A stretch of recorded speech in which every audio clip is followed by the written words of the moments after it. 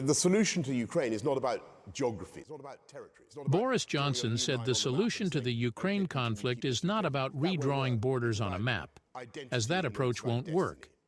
He argued it's fundamentally about Ukrainian identity and their desire for freedom. Johnson stated that any resolution ignoring the will of the Ukrainian people is doomed to fail. Johnson agreed with the notion that simply rewriting borders and moving people around, as has been done in places like Gaza and Ukraine in the past, is not a viable long-term solution. He acknowledged there are no easy answers to the Israeli-Palestinian conflict, but said Palestinians deserve the state they've long been promised, while also recognizing Israel's security needs. On Elon Musk's recent moves at Twitter, Johnson said European democracies need to recognize they are spending too much taxpayer money without achieving promised objectives.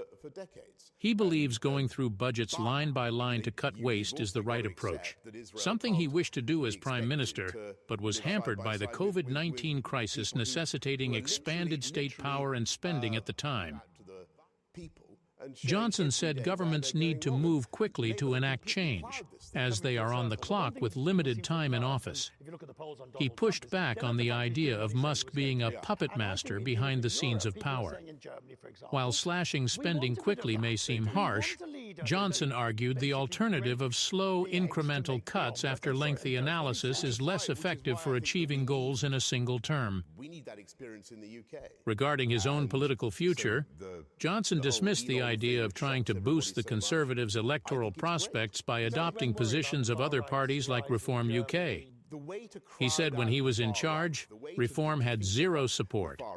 Johnson argued the Conservatives need to critique Labour's economic policies and demonstrate their failures to the public in order to regain support.